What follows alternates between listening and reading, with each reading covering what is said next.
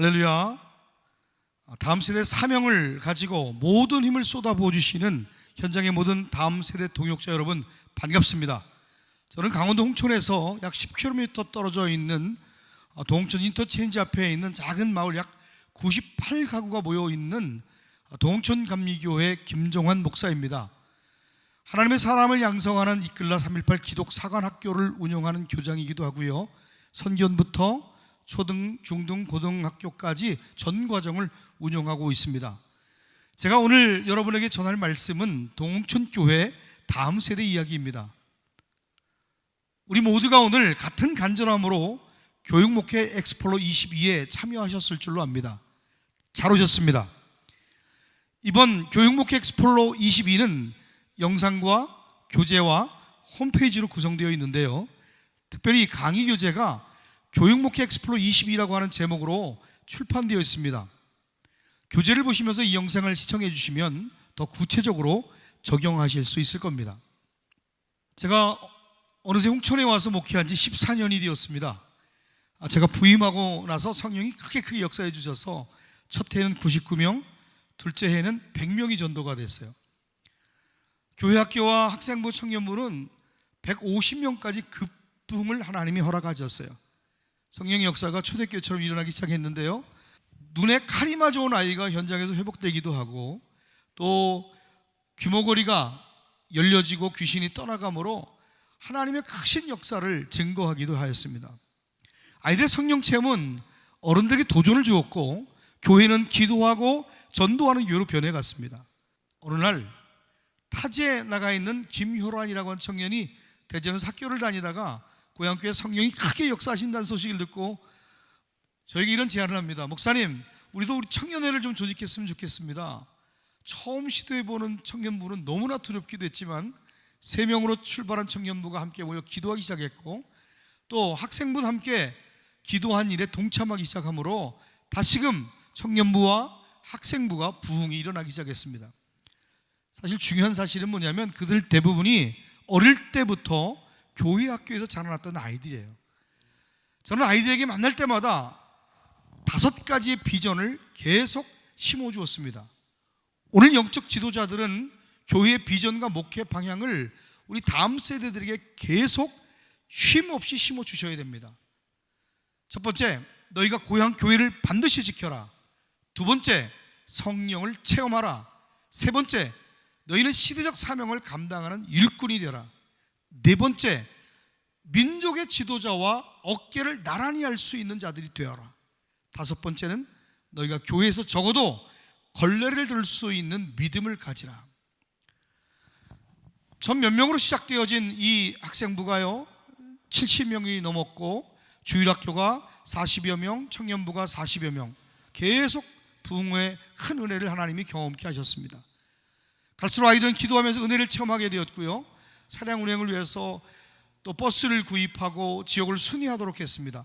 이 전도의 열정이 아이들로부터 어른들에게까지 번져나가게 되었고, 전도를 위한 또 전도차를 구입해서 매일 전도에 도전하기에 이르게 되었습니다. 다음 세대가 늘어나자 정기적인 찬양 집회가 생겨나게 되고, 또 아이들만을 위한 철야 기도회와 금요 기도회를 만들어서 그들의 영혼을 더욱 힘써 지키려고 애를 썼습니다.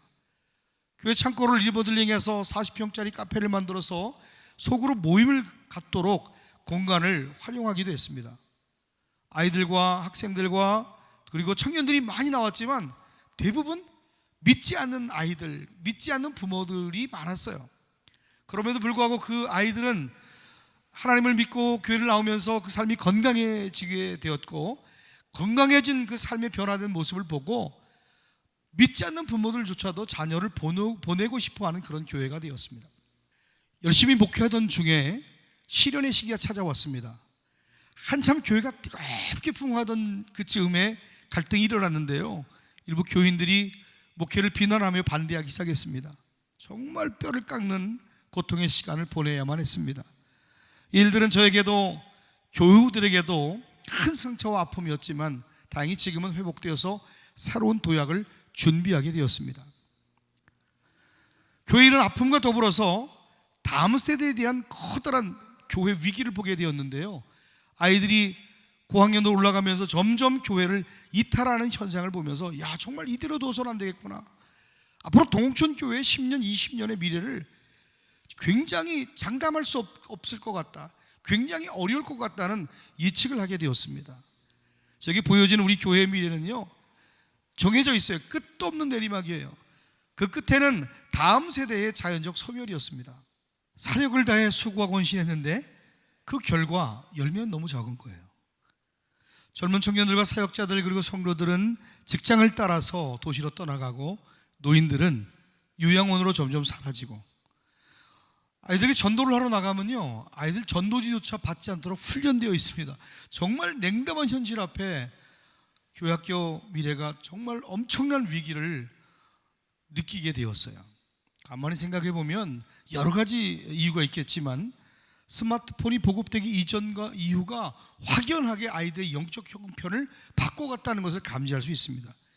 2010년도가 스마트폰이 보급되어진 기점으로 저는 보고 있거든요. 2010년도와 14년도의 차이는 어마어마하게 차이 납니다. 아마 현장에 계신 모든 분들도 피부로 아마 느끼실 것입니다. 2014년까지는 현상 유지라도 했지만 해가 거듭될수록 급격하게 아이들이 감소 현상을 눈으로 보며 가슴 아파만 했어요. 제가 가장 후회하는 일 중에 하나가 뭐냐면, 아이들이 부흥할 때에 청년들이나 아동부나 청소년들이나 그 모든 아이들을 그냥 교사들과 신학생들에게만 맡겨놓았다는 사실이에요. 담임 목사로서 직접 아이들의 영혼을 돌아보지 않았다고 하는 것이 얼마나 후회되는지도 몰라요. 동춘교회의 목회 방향에 전환점이 있습니다. 하나님께서는 저에게 특별히 다음 세대에 대한 어떤 부흥사의 사명을 주셔서 어린이 은혜 캠프의 주강사가 되고, 또 청소년과 청년과 또 장년들의 집회에서 여전히 사역을 하고 있습니다. 그런 상황인데 2014년도 어느 날 하나님께서 제게 꿈을 하나 주시는데, 꿈에서 내가 이제 너에게 사의를 행하리라고 하는 말씀을 금으로 된 성경에 박아서 그 성경책을 하나 주시는 거예요. 그 성경책을 받고 난 이후에 제가 들었던 마음의 큰 확신은, 야, 정말 초대교회 같은 공동체성을 교회가 회복해야 되겠다고 하는 거룩한 비전을 품게 되었습니다. 지금 제가 가진 목회 방향에 중요한 세 가지 축이 있는데요, 하나님이 끊임없이 제 안에 신앙 공동체, 교육 공동체, 그리고 경제 공동체에 대한 불타는 소원을 주셨습니다. 이끌라 3.18 기독사관학교를 저희 교회 안에 설립하게 되었는데요, 318이라고 하는 숫자의 의미는 창세기 14장 14절에 아브라함이 그 조카가 사로잡혔음을 듣고 집에서 잘 길리고 훈련된 자 318명을 데리고 구출한 사건을 저의 비전으로 삼고, 이 학교 안에서 하나님의 사람을 양성하고자 세워진 교육기관입니다.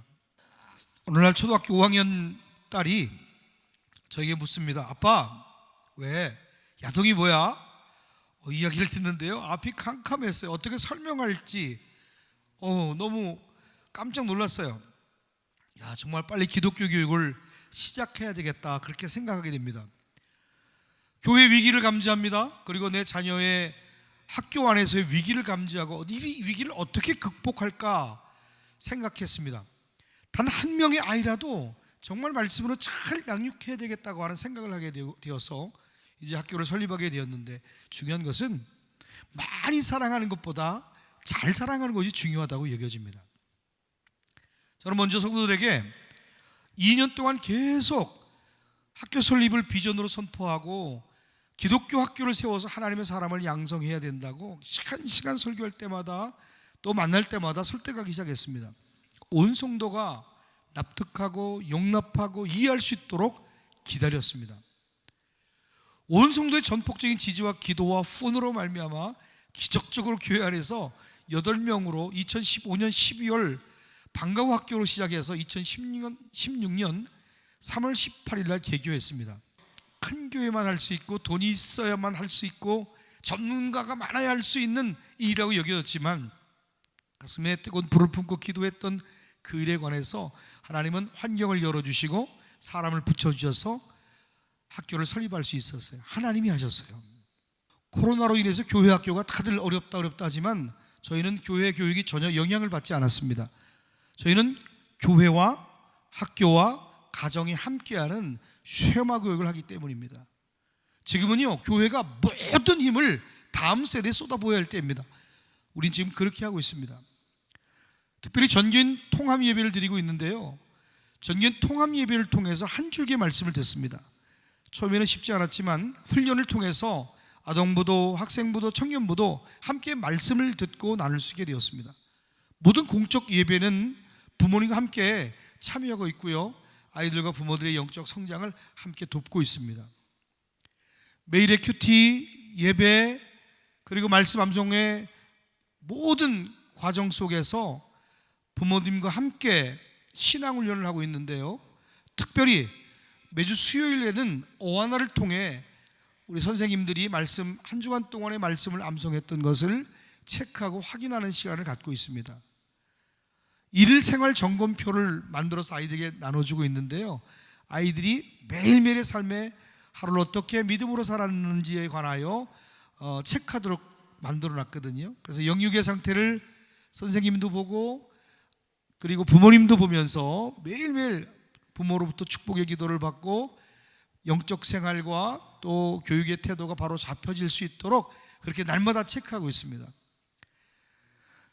우리 학생부 아이들은 예배 때마다 돌아가면서 원어민 선생님과 함께 예배를 드릴 때에 동시 통역을 할 수 있도록 그렇게 훈련하고 있고요, 주일 예배 설교 때 들었던 은혜 받은 내용들을 말씀을 적어서 그리고 원어민 선생님과 함께 영어로 나눌 수 있도록 그렇게 훈련하고 있습니다. 청년부는 별도의 성경 공부나 제자 훈련 교재를 사용하지 않습니다. 매 시간 공적인 예배만 잘 드리고 말씀을 읽고 나누만 잘해도요, 신앙생활에 승리할 수 있습니다. 담임 목사와 함께하는 청년부 말씀 나눔은 주일 예배 후에 3시간가량 진행이 되는데요, 한 주간의 삶과 그리고 주일 말씀의 은혜를 나눌 때마다 채찍과 격려의 코멘트를 해주게 되는데, 그때에 그 아이들의 모여진 청년부 모임 가운데 울며 웃으며 그들의 삶을 나누고 그리고 그들의 믿음이 성장하는 것을 경험하게 되었습니다. 교회에서 걸레를 들 수 있는 헌신된 믿음을 가진 자로 교육해야 합니다. 저는 저희 자녀들뿐만 아니라 모든 성도들로 하여금 공동체에서 일어나는 모든 일들을 함께 섬기고 그리고 함께 수고하고 헌신할 수 있도록 격려합니다. 그리고 독려합니다. 직접적으로 동참하고 동역할 수 있도록 훈련시키고 있습니다. 성전 타일을 보수하는 일이나 또 화장실을 청소하는 일들이라든가 또 공동체가 이뤄갈 어떤 사역에 관하여 어린아이로부터 그리고 어른에 이르기까지 함께 할 수 있는, 함께여야 된다고 하는 사실을 계속 인지시키고 함께 성전을 돌보는 자들로 자라나게 하였습니다. 성전에서 봉사하며 수고하는 아이들의 영적 성장은요, 결이 다른 아이들로 자라게 하는 것을 경험할 수 있었습니다. 우리는 다음 세대 100년을 준비하는 교회가 되어야 됩니다. 저는요, 교회가 영적인 것만 책임지면 되는 줄 알았어요. 예배만 잘하고 예수만 잘 믿게 하고 성경 체험하게 하고 그렇게 신앙생활 잘하기만 하면 되는 줄 그렇게 알았는데요, 아니에요. 그렇지 않더라고요. 아이들의 진로, 아이들의 미래, 아이들이 마땅히 가야 할 길과 해야 할 방향도 상담하고 지도할 수 있어야 돼요. 왜요? 세상 사람들로 하여금 왜 우리 하나님이 맡겨진 그 영혼들, 내 아이들의 인생의 진로를 왜 세상의 사람들에게 무책임하게 맡기도록 놔뒀는지 저는 지는 날이 너무나 후회가 되는 거예요. 저는 한 달에 한 번 반드시 학부모 교육과 기도회를 교회 안에서 하고 있습니다. 정말 조금만 더 기독교 교육에 제가 눈을 떴더라면 아이들이 더 좋은 미래를 만들어주고 가야 할 마땅할 길들을 보게 해주었을 텐데 너무 아쉬움이 많이 남아요. 경제공동체가 실현되기까지 10년이 걸렸는데요, 우리가 순종하면 하나님은 역사해 주십니다. 저는요, 언젠가 교회가 전기세도 못 내는 날이 올 것이라고 생각했어요. 그게 보여졌어요. 근데 그것이 실제가 되더라고요. 막 숨만 쉬어도 들어가야 될 유지비들이 막 너무너무 많은 거예요. 줄일 수도 없어요.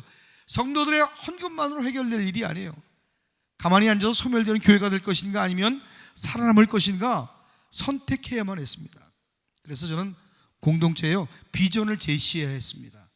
젖과 꿀이 흐르는 가나안 땅으로 인도해야 할 책임이 느껴졌기 때문인데요. 어릴 때부터 자라났던 제자가 시집을 가고 장년부가 되었어요. 교회 안에 정착했는데 몇몇 젊은 청년들과 또 사람들을 모아서 제자들을 모아서 청년 창업 동아리를 만들고 8개월 동안 함께 교육을 같이 받고 또 사업 계획서를 작성해서 정부의 청년 창업 지원금을 받아서 또 공동체 안에 있는 재정의 또 동의를 얻어 전폭적인 지원으로 말미암아 카페와 식당 2개의 매장을 함께하는 샵앤샵 포토사우스를 오픈하게 되었습니다. 토기장이의 집이라는 뜻을 가지고 있는데요. 이 경제공동체의 가장 큰 목적은 뭐냐면 첫 번째, 교회를 세우고 학교를 세우는 것입니다. 두 번째로는 선교 기업으로서 홍천에 전도 거점을 만드는 일이에요. 지금 전도하기가 너무 쉽지 않습니다. 나가도 사람들이 교회 소리만 들어도 경기를 일으켜요. 세 번째로는 성도들의 가정에 또 일자리가 없어요. 여기 시골이라 일자리를 창출해주고 각 사람에게 하나님의 부여를 일으켜주는 그 일들을 저는 하고 싶었던 거예요. 교회 안에 무엇을 계획하고 선언 사업을 여러분 성공하기 위해서는요, 하나님의 전적인 지지와 섭리를 전제로 하고 반드시 3가지가 더 필요한데, 첫째는 예산, 둘째는 콘텐츠, 그리고 사람입니다. 그 중에 가장 중요한 게 무엇일까요? 사람입니다. 관계입니다. 돈이 없어도 관계가 좋으면 행복할 수 있어요. 돈이 없어도 관계만 분명하면 넘어설 수 있어요. 콘텐츠가 부족해도요, 서로 간의 네트워크가 잘 형성되고 아이디어를 공유하면요, 부족한 콘텐츠는 보완할 수 있습니다. 저는 사람과의 관계 속에 좋은 문이 열린다고 믿습니다. 우리가 과연 교육 공동체를 만들고 또 경제 공동체를 만들고 또 신앙 공동체를 든든하고 탄탄하게 만들어가는 그 일들이 정말 쉬울까요? 할 수 있을까요? 의심도 들고 두려움도 들겠지만 너도 두렵고 나도 두렵고 모두가 두렵기는 마찬가지입니다. 한번 따라해 볼까요? 마음이 있으면 길이 보이고 마음이 없으면 핑계만 보인다. 늦었다고 할 수 없다라고 여겨지는 지금부터 여러분 10년을 포기하지 말고 준비하시면요, 반드시 열매가 있을 겁니다. 조급해하지 마세요. 우리 교회 이야기가 곳곳에 애통해하며 하나님의 얼굴을 구하는 숨겨진 종들의 그 마음속에 작은 불씨가 되셔서 돌파를 이루어가는 계기가 되길 간절히 축복합니다. 작은 교회 내지 앞으로 다음 세대에 조금이라도 관심을 갖고 있는 한국 교회가 적용할 수 있는 조그만 샘플이 될 것 같다. 오늘 저는 이런 내용을 말씀드리게 되었습니다. 오늘 마지막으로 제안을 좀 드립니다. 위드 코로나로 진입하는 2022년도에 존경하는 목회자 여러분께서 이제 결단해야 될 기로에 있음을 공감하실 겁니다. 다음 세대 목회, 오늘 우리 모두가 결단을 하신다면 아래와 같이 제안합니다. 이 시대 무너진 교회를 다시 일으킬 전략입니다. 잠언서 24장 6절 우리에게 말합니다. 너는 전략으로 싸우라. 승리는 지략이 많음에 있느니라. 첫 번째, 교회 학교를 절대로 포기하지 마십시오. 초등학생 단 한 명이 있어도 교회 속에 교회로서의 키즈처치를 운영하셔야 돼요. 2030년에 주일학교의 90%가 없어질 것이라고 하는 일부 교단의 비관적 전망은 정말 타당성 있는 얘기입니다. 교회 학교가 초토화된 분위기입니다. 문 닫았던 교회 일단 문 열어야 됩니다. 무조건 문 여셔야 돼요. 예배할 수 없는 여건이 정말 안 된다면 어른들과 함께 통합으로라도 예배하도록 훈련해야 합니다. 이웃의 작은 교회와 네트워크를 형성해서 연합으로 함께 교회 학교를 세워가셔야 돼요. 작은 무리 모이면요, 웅덩이가 되고요, 시내가 될 수 있고 고기가 모이게 되는 거예요. 그리고 다음 세대 부흥본부에서 거기에 대한 설교나 찬양이나 모든 것을 지원합니다. 여러분, 더 쉬워요. 저도 다음 세대 부흥본부의 일원으로서 여러분의 궁금한 사항들을 지속적으로 케어해 드릴 수 있습니다. 언제든지 궁금하시면 연락도 주시고 탐방도 가능합니다. 두 번째로, 열매를 맺으려면 적어도 10년을 다음 세대에 집중하셔야 돼요. 짧게 보면 안 됩니다. 14년을 함께한 아이가 청년이 되고 교제를 하고 그리고 정말 결혼을 하고 참된 동역자의 열매를 맺게 되었어요. 금방 열매가 없다고 포기하지 말고 마음을 다하셔야 돼요. 씨앗을 심었는데 열매 맺지 않았다고 또 파보고 또 묻고 그 다음날 왜 안 나오냐 또 열어보고 또 파고 또 묻고 반복하고 조급해한다면 아무 열매를 볼 수 없을 겁니다. 마음을 다하십시오. 마음을 다한다는 말은 즐겁고 힘차게라고 하는 뜻이 있어요. 10년을요 돈도 안 되는 일에 꾸준히 마음을 쏟는다고 하는 것은 쉽지 않지만 우리가 반드시 해야 할 일입니다. 교육이라고 하는 것은요 하루아침에 되지 않습니다. 목회 14년을 돌아보니 반복적인 교육이 답입니다. 세 번째로 온 성도가 다음 세대에 올인하셔야 됩니다. 교회 안에 시대적인 인물을 키우는데 몰입하셔야 돼요. 지금은 교회의 모든 힘을 다음 세대에 쏟아부어야 합니다. 지금 승부 보지 못하면요 무너진 교회 학교는 흔적도 없이 찾아볼 수 없을 것입니다. 지금은 교회가 쏟아부어야 될 이 쏟는 힘의 방향을 바꾸어 갈 때입니다. 교회 짓고 건물 사고 땅 살 것이 아니라 사람을 키워야 됩니다.